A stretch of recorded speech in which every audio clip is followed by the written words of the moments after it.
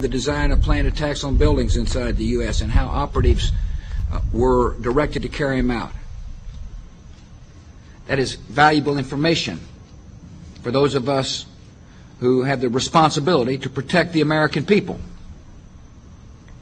He told us the operatives had been instructed to ensure that the explosives went off at a point that was high enough to prevent people trapped above from escaping. He gave us information that helped uncover Al-Qaeda cells' efforts to obtain biological weapons.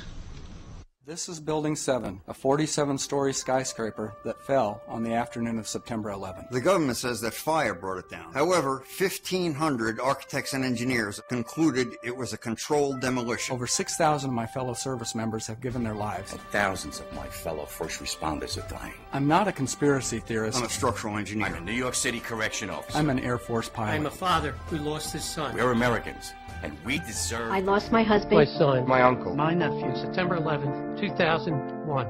Most people don't know a third tower fell that day. The government says fire brought it down. The collapse of World Trade Center 7 was primarily due to fires. I, along with 1,400 other architects and engineers, have found the government's conclusion to be physically impossible. Impossible. We need the truth about what happened that day. Go to rememberbuilding7.org. Why it fell, why it matters, and what you can do.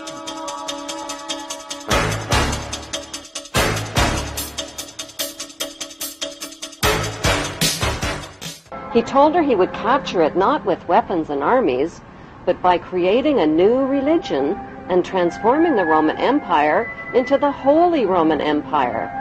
Celine agreed to join her brother's spiritual revolution. She changed her name from Celine to Magdalene by adding the word Magda to her name, which means high place in Hebrew. Jesus Caesarion also searched for and found his two half-brothers, one of whom was Celine's twin. His nickname was Thomas Didymus, which means twin in Greek and Hebrew. 17 years after her suicide, Cleopatra's 4 children were all reunited again. Why are the pages of the Bible silent about where Jesus was and what he did for 17 years from the age of 13 to 30? Perhaps the most unusual legend of the missing years recounts a journey that would have taken Jesus thousands of miles from Nazareth. He would have traveled across 2 seas to England, a land whose history would become intertwined with Christian mythology. To this day, in southern England, in Cornwall, villagers speak of Jesus having once walked here.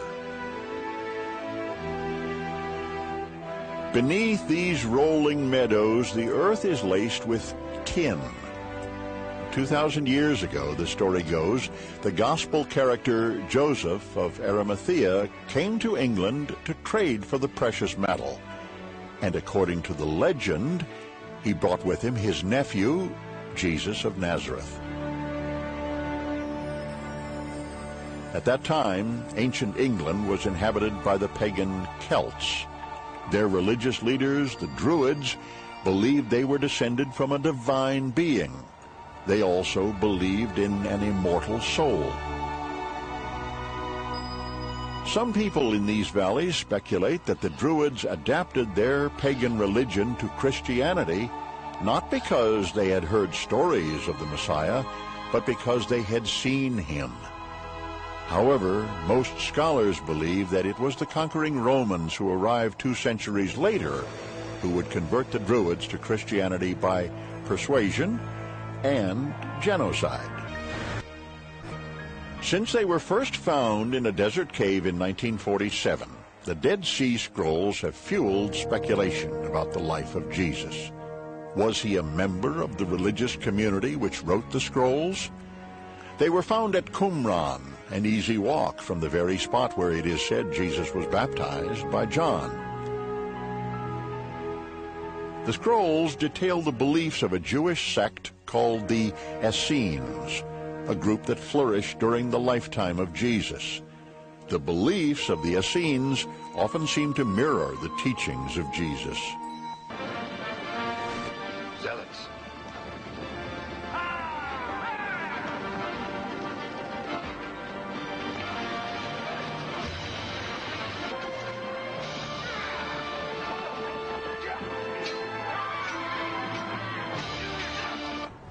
Jesus' band of revolutionaries included not only the Essenes, but a violent Hebrew terrorist group called the Zealots, who evolved into today's Zionists.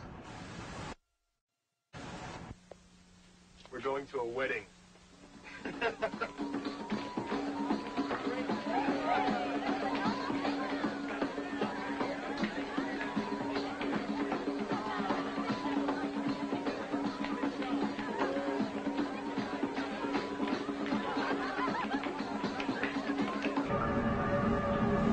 There is speculation that Jesus married his half-sister, Mary Magdalene.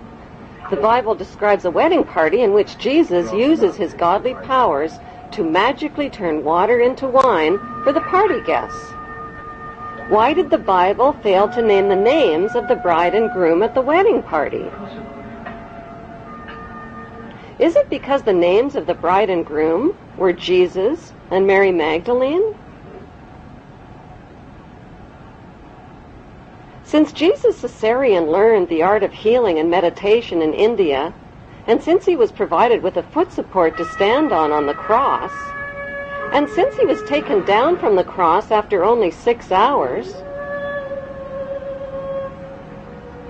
and since he was treated with expensive royal healing oils, did he survive the wounds of his crucifixion?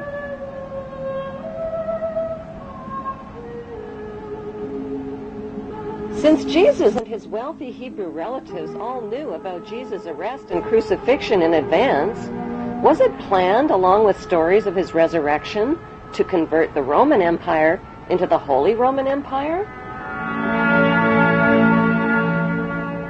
My Lord and my God!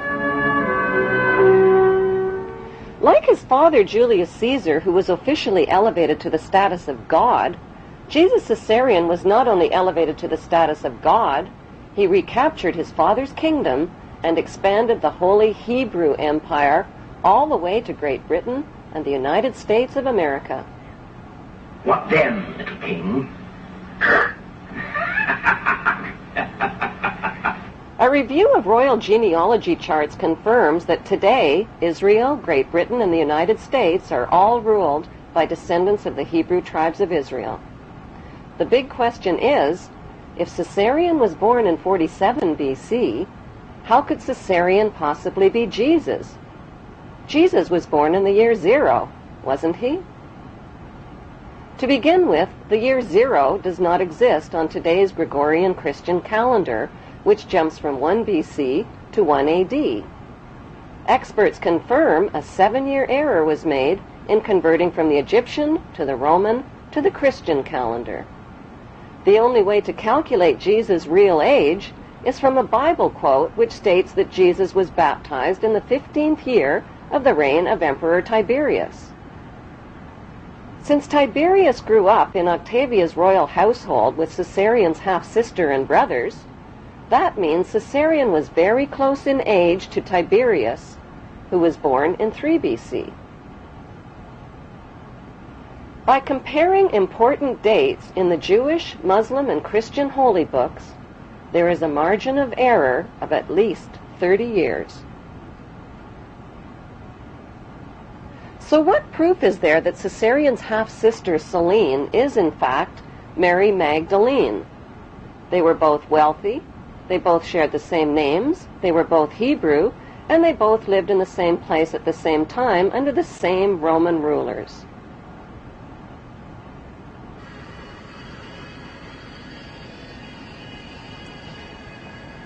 The most convincing proof lies in a famous New York statue.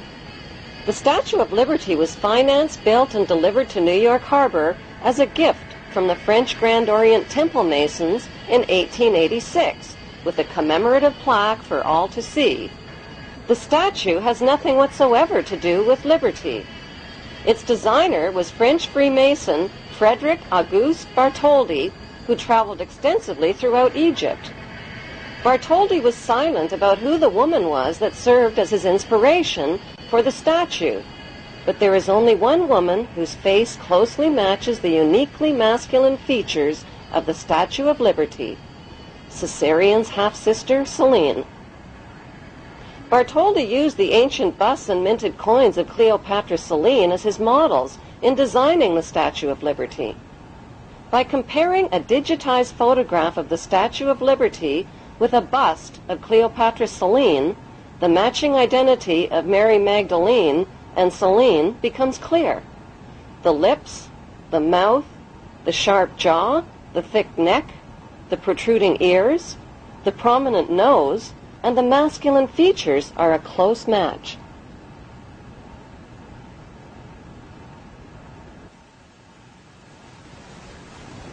An ancient minted coin of Cleopatra Selene reveals that even her hairstyle and hair tie ribbons are an identical match with the Statue of Liberty's hairstyle and ribbons. The Statue of Liberty was intentionally designed to appear pregnant beneath the folds of her robe. The implication is that Mary Magdalene had children. Their names were Tamar and Jesus the Justice, whom the Merovingians, British royalty, and elite brotherhood of Freemasons claimed to be descendants of.